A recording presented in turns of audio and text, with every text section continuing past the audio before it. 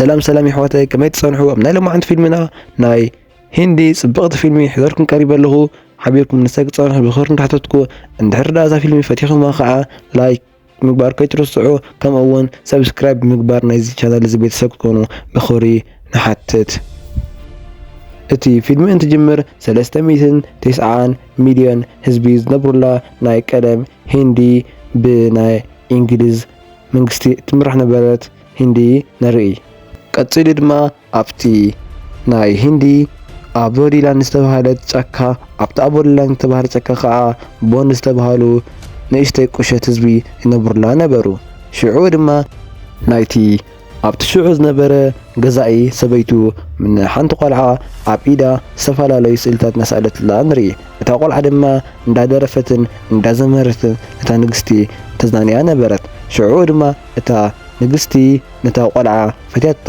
ናብ ሰብኣያ ከይዳ ድማ ነዛ ቆልዓ ክገዝኣ ከም ዝደለየት ሓበረቶ ሽዑ ድማ እቲ ንጉስ ንሰበይቱ ዘይገብሮ ነገር ስለዘይነበረ ከይዱ ነቶም ወለዳ ብክልተ ሳንቲም ገዝኦም ዋላ ካቶም ወለዳ በቲ ነገርቲ ኣይተረድኦምን ፀኒሑ ግን ከዓ እታ ንግስቲ እንታ ቆልዓ ናብ መኪና ሒዘቶም ሰኣተወት እታ ኣዲኣ ድማ ሽዑ ተረዲዋ ብቁልጡፍ ናብታ ንግስቲ ከይዳ እንዳለመነታ ንዕዘብ እታ ንግስቲ ግን ነታ ቆልዓ ኣዝያ ስለ ዝፈተወታ ነታ ኣዲኣ ክትሰምዓ ኣይከኣለትን ኣዲኣ ድማ እትገበሮ ምጫነቃ ኣብ ጥቅል መኪና ኮይና ንጓሌ ካብ ተወስድዋ ንዓይ ቅተሉኒ እንዳበለቶም እንዳሃለወት ሓደ ወታደር ድማ ሽጉጥ ኣምፂኡ ኣብ ርእሳ ምስ ተኸለለ ቀትላ ምስ በለ እቲ ንጉስ ወፂኡ ድማ ነዞም ታራ ህዝቢ ጥይት ኣይነበኸንና ኢሉ ብዓብዪ ጉንዲ ገይሩ ርእስሃ ሃሪሙ ቀተላ ድሕሪ እዚ ኩሉ ነገር ድማ እቶም ህዝቢ ናይታ ቦንድ ዝተባሃለት ንእሽተይ ቁሸት ኣዝዮም እንዳሓዘኑ ንዕዘብ ብኻሊእ ትርኢት ድማ ኣብ ዴሊ ዳርቻ ዝተባሃለት ቦታ ዓብዪ ተቃውሞ እንዳተፈጠረ ንዕዘብ ሽዑ ድማ ካብቶም ዓመፅ ዝተሳኣሉ ምክንያት ድማ ሎሊ ላላ ሎቺ ዝተባሃለ ናይ ህንዲ ናጽነት ተቃላሳይ ከም ዝተኣሰረን እቲ ህዝቢ ድማ ብሓባር ጠጠው ኢሉ ሎሊ ላቻ ዝተባሃለ ንኽፍትሐሉ ተቃውሞ እንዳገለጸ ንርኢ ኣብ መንጎ እቲ ህዝቢ ድማ ሓደ ሙስሊም ብደንጎላ ገይሩ ነቲ ናይ ዓባይ ብሪጣንያ መንግስቲ ስእሊ ዘለዎ ሰበሮ ብድሕሪኡ ድማ እቲ ኣዛዚ ነቶም ሰራዊት ነበረ ነቲ ደንጎላ ዝደብረ ሰብ ኣሲሮም ከምፅሉ ትእዛዝ ኣሕለፈሎም ኣብቲ ግዜ ድማ ራማ ራጂ ዝተባሃለ ጅግና ፖሊስ ነዘሊሉ ናብቶም ህዝቢ ማእኸል ኣትዩ ዓብዪ ባእሲ እንዳተባእሰ ንርኢ ሽዑ ድማ እቶም ህዝቢ ብደንጎላ ገይሮም ርእሱ ሃረምዎ ዋላ እኳ ብዙሕ ዓይነት ፈተናታት እንተገበረ እንዳሃለወ እቶም ህዝቢ ንራማ ራጂ ዝተባሃለ ብዙሕ ዓይነት ጉድኣት ኣብፅሕሉ እንተኾነ ግን እቲ ራማ ዝተባሃለ ፖሊስ ተስፋ ከይቆረፀ ነቲ ደንጎላ ዝደብረ ሰብኣይ ሒዙ ናብቲ ፖሊስ ማእኸል ኣብፅሖ ሽዑ እቲ ራማ ዝተባሃለ ወዲ ምንም ዓይነት ፍርሒ ከይረአየ ኣብ ቅድሚ እቲ ህዝቢ ጠጠው ምስ በለ እቲ ህዝቢ ፈሪሕዎ ካብቲ ዓመፅ ናብ ገዙ እንዳኸደ ንርኢ ብኻሊእ ትርኢት ድማ ኣብ ናይ እንግሊዛውያን ናይ ስራሕ ዕቤት ዝወሃበሉ መድረኽ ራማ ምስ ኩሎም ፖላዊስ ተሰሪዑ እንዳሃለወ ኣብቲ ግዜ ራማ ናይ ስራሕ ዕቤት ክወሃቦ ዋላ እኳ እንተዝፀበየ ግን ከዓ ኣብቲ ሽዑ ግዜ ናይ እንግሊዛውያን ፖላዊስ ጥራዮም ናይ ስራሕ ዕቤት ተዋሂቦም ሽዑ ድማ በተግባር እሱ ራማ እንዳሓዘነን ብንዴት እውን ነቲ ናይ ቦክሲ መላመዲ ዝኾነ ከረጢት ብሓይሊ እንዳወቕዐ ንዕዘብ ብመቐፃሉ ናብ ናይ ስኮት ዝተባሃለት ዓዲ ኣመራርሓ እንተኸይድ እታ ንዓንተወይ ቆልዓ ዝወሰድላ ቡንድ ዝተባሃለት ከተማ ከንቲባ ዝኾነ መፅኡ ብክብረት ነታ ቆልዓ ክመልስዋ እንዳጠንቀቆም እንዳሃለወ እቶም ናይ ስኮት ኣመራርሓ ድማ ሓሳቡ እንዳነፀገዎ ንዕዘብ ብድሕሪ ድማ እቲ ናይታ ቦንድ ዝተባሃለት ከንቲባ ኣብቲ ዓዲ ሓደ እረኛ ከም ዘሎን እቲ እረኛ ድማ ኣሽንኳይዶ ቆልዓ ጠፊያን በጊዕ ተጠፍእ እኳ ካብ በረኻ ከይዱ ምስ ነብሪ ተዋኢሱ ከም ዘምፅእ ነገሮም ናይቲ እረኛ ሽሙ ድማ ቢን ከም ዝበሃልን ብቅፅል ሽሙ ድማ ናይ ጫካ ንጉስ ተባሂሉ ከም ዝፅዋዕ እንዳነገሮም እንዳሃለወ እቲ ቢን ዝበሃል ድማ መንጎኡ ንሪኦ ሽዑ እቲ ቢን ድማ ናይታ ከተማ በጊዕ ከም ዝጠፍአትን ነታ በጊዕ ዝወሰደት ቆልዓ ንዕኡ ንምሓዝ ድማ ዓብዪ ወጥመድ ኣዘጋጁ ክሕዞ ዋላ እኳ እንዳፈተነ እንዳሃለወ ኣብ መንጎ ግን እቲ ነብሪ ዓብይ ነጫካ ነብሪ መፂኡ ንራማ መጥቃዕቲ ከፈተሉ። ራማ ግን ኣዝዩ ጠንካራ ስለ ዝነበረ ነቲ ነብሪ ብቲ ገመድ ገይሩ ነቲ ነብሪ ጎቲቱ ናይ መደቀስ መድሓኒት ገይሩ እንዳደቀሶ ንዕዘብ። ቀፂሉ እውን እቲ ቢን ዝተባህለ እረኛ ነታ ዓንተወይ ዝወሰድዋ ቀፂሉ ድማ ቢን ነታ ዓንተወይ ዝረኣናያ ጓል ከድሕና እንዳኸደ ንርኢ። ሽዑ ድማ ቢን ናብ ስኮት ዝተባህለት ከተማ ከይዱ ንሽሙ ናብ ኣስካር ዝብል ሽም ቀይሩ ናብታ ከተማ እንዳኣተወ እንዳሃለወ ኣብ መንጎ ድማ ስራሕ ሜካኒክ እንዳጀመረ ንርኢ። ሽዑ ድማ ቢን ስራሕ እንዳሰርሐ እንዳሃለወ ሓደ ዓባይ ብሪጣንያን ፖሊስ መፂኡ እታ ሞተር ከም ዝተባለሸትን ክዕረየሉ ዝሓተቶ ቢን ድማ እታ ሞተር ዋላ ሓንቲ ከም ዘይኮነትን እቲ ኦን ኦፍ መግበሪ ኦፍ ምስ ዝተገበረ ኦን ጌርካ ክትዕርያ ትኽእል ምስ በሎ እታ ምስኡ ዝነበረት ጓል ድማ ነቲ ፖሊስ ምስ ሓቐቶ እቲ ፖሊስ ድማ ክብሪ ምሕላው ዝብል ንቢን ምውቃዕ ጀመረ። እንትንቅፅል ድማ ነታ ሂንዲ ዝገዝእዋ ዝነበሩ እንግሊዛውያን ኣኺባ እንዳገበሩን ካብታ ቦንድ ዝተባህለት ዓዲ ሓደ እረኛ ነታ ዝኣሰርናያ ቆልዓ ክወስዳ ከም ዝመፀን ንዕኡ ድማ ሒዙ ዘምፅኦ ፖሊስ ዓብይ ማዕረግን ሽልማትን ከም ዝወሃቦ እንዳገለፁ ንርኢ። ኣብ መንጎ ድማ ራማ ነዚ ዘረባ ዝሰሚዑ ዓብይ ማዕረግ ክወሃብ ስለ ዝደሊ ዝነበረ ነቲ እረኛ ናይታ ቦንድ ዝተባህለት ከተማ ሒዙ ከምፅኦ ቃል ኣተወ። ቀፂሉ እውን እቲ ራማ ዝተባህለ ፖሊስ ብዘይ ምንም ዓይነት ምልክት ነቲ ናይታ ቦንድ ዝተባህለት ከተማ መፅ ዘሎ ቢን ክደልዮ ሃሰሳ ጀመረ።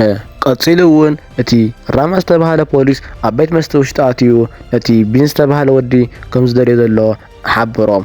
ኣብ መንጎ ድማ ብፃዩ ንቢን ንራማ ኣብቲ ስራሕ እሱ ክሕግዘና ይኽእል እዩ ብዝብል ከይዱ ናብ ቢን እንዳወሰዶ እንዳሃለወ ኣብ መንጎ ነቲ ራማ ዝተባህለ ፖሊስ ሓደ ፖሊስ ናይ ፖሊስ ሰላምታ ምስ ሃቦ እቲ ምስኡ ዝነበረ ወዲ ድማ እንዳሃደመን ኣምለጠሉ። ሽዑ ድማ ራማ ዋላ እኳ እንዳጎየ ከርክቦ እንትፍተነ ኣብቲ ግዜ እሱ ብዙሕ ዓይነት ህዝቢ ተሰባሲቡ ስለ ዝነበረ ክሕዞ ኣይከኣልን። ኣብ መንጎ ድማ ሓንቲ ባቡር ሓዊ ባርዕ ፈጠረት። ሽዑ ድማ ራማ ኣብኡ ዝነበረ ህፃን ከድሕኖ ንሓደ ወዲ ምልክት ቋንቋ እንዳረድኦ እንዳሃለወ እቲ ወዲ ድማ ከም ኣጋጣሚ ኮይኑ እቲ ራማ ዝደልዮ ነበረ ቢን ኮይኑ ፀንሐ። ሽዑ እውን ብሓባር ነቲ ቆልዓ እንዳድሕንዎ ንዕዘብ። ብድሕሪኡ እውን ራማ ምስ ቢን ዋላ እኳ ነንባዕሎም ማንነት እንተዘይተፋለጡ ግን ከዓ ሽዑ በቲ ዝገበርዎ ተግባር እቲ ህዝቢ እንዳመስገኖም ንርኢ። ሽዑ እውን ራማ ምስ ቢን ኣዝዩ ስለ ዝተፋተወ ሓቢሮም ግዜ ምሕዳፍ ጀመሩ።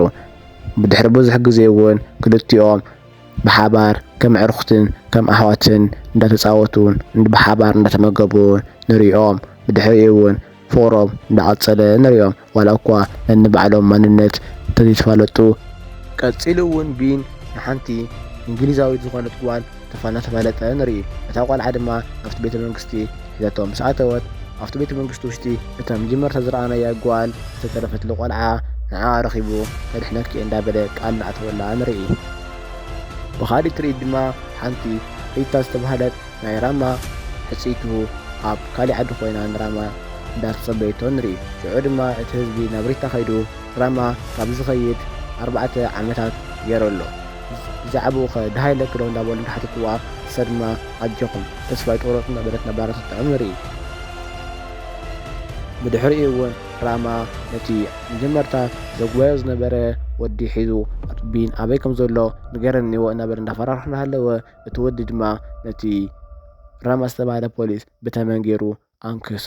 ሽዑ ራማ ክመውት ምስ ቀረበ ናብ ቢን እንዳኸደ ንሪኦ።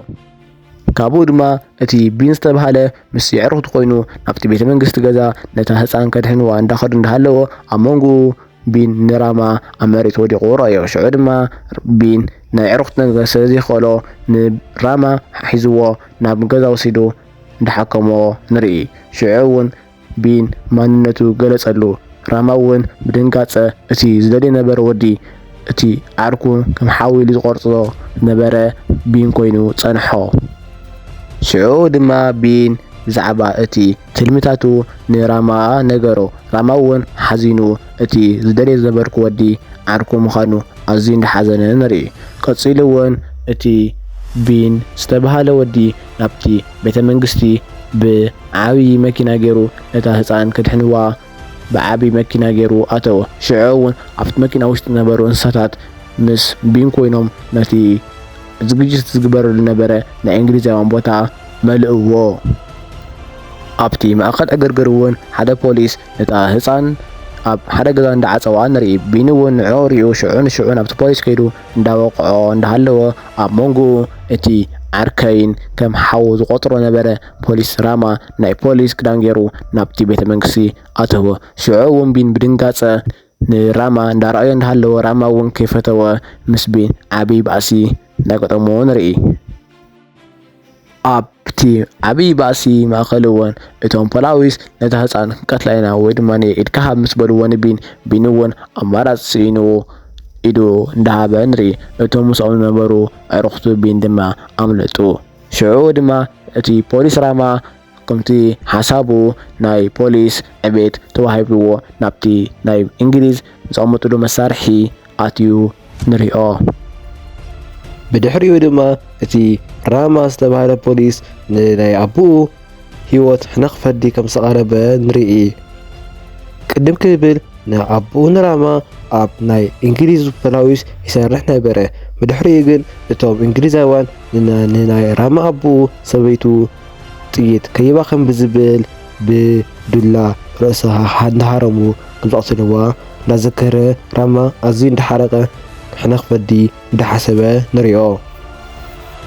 ሽዑ ድማ ኣቡኡ ንራማ ሰበይቱ ምስ ሞተቶ ብዙሓት ዝተፈላለዩ ሰራዊት እንዳሰልጠነ ግን ከዓ መሳርሒ ስለ ዘይነበሮም ብዕንጨይቲ ገይሩ እንዳሰልጠኖም ንዕዘብ።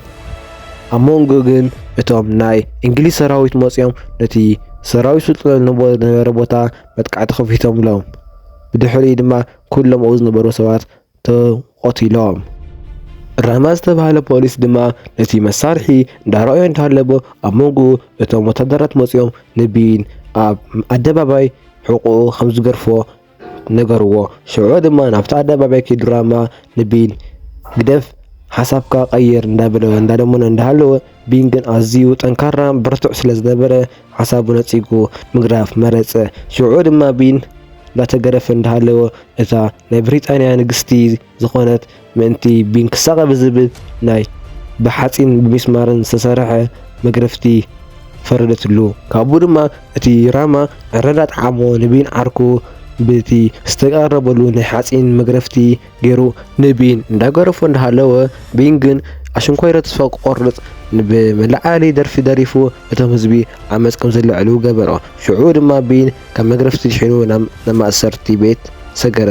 ብድሕሪኡ ድማ እቲ ፖሊስ ራማ ሓወቡ ዝኾነ መፂኡ ናይ እቲ እንግሊዛዊ መሳርሒ ኣብ ኢድካ ከም ዘሎ ወረቐት ሃቦ። ሽዑ ድማ ራማ ዋላ እኳ በቲ ዝገበሮ ተግባር እንተሓዘነ ንቢን ካብ እስር ቤት ከምልጥ ከም ዝሕግዞ ንዓርሶ ቃል ኣተወላ።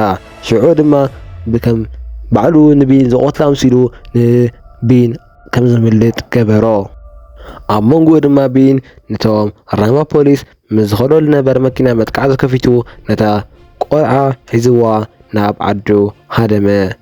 ብድሕሪኡ እውን ቢን ምንታ ቆልዓ ሒዝዋ ናብ ዓዱ ምስ ተመለሰ ራማ ንቢን ከምልጥ ሓጊዝከዮ ብዝብል ናብ እስር ቤት ከም ዘእተውዎን ኣብ ቤት ማእሰርቲ ከም ዝርከብ ምስ ሰምዐ ቢን ድማ ናይ ሓው ነገር ኮይኑዎ ንራማ ከምልጥ ክሕግዞ ወሰነ።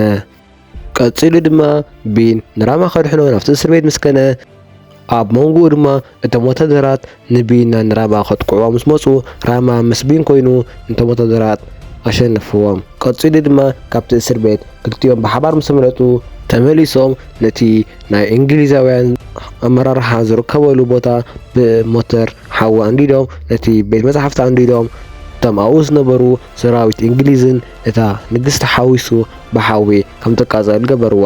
ብድሕሪ ድማ ራማ ምስ ቢን ኮይኑ ብሓባር ነቲ ንጉስ ምስ ረኸብዎ ብጥይት ገይሮም ኣፍ ልቡ ሃሪሞም እንዳቐተልዎ ንዕዘብ። ከምዚ ኢልና ኣብ መጨረሽታ በፂሕና ኣለና። ቀፂሉ ድማ ቢን ናብቶም ቤተሰቡ ኸይዱ ሰላምታ እንዳቕረበሎምን ራማ ድማ ንዓመታት ካብ ቤተሰቡ ተፈልዩ ዝነበረሉ ምክንያት ንቢን እንዳነገሮን እንዳተሓጎሱን ብሓባር ባንዴራ እንዳሰቀሉ ንዕዘብ። እስካብ ሕዚ ምሳና ስለ ዝጸናሕኩም ኣዝና ነመስገና። ኣብ ቀጻሊ ፊልሚ እስካዕ ንራኸብ ከዓ ሰሰናዩ ንዓኹም።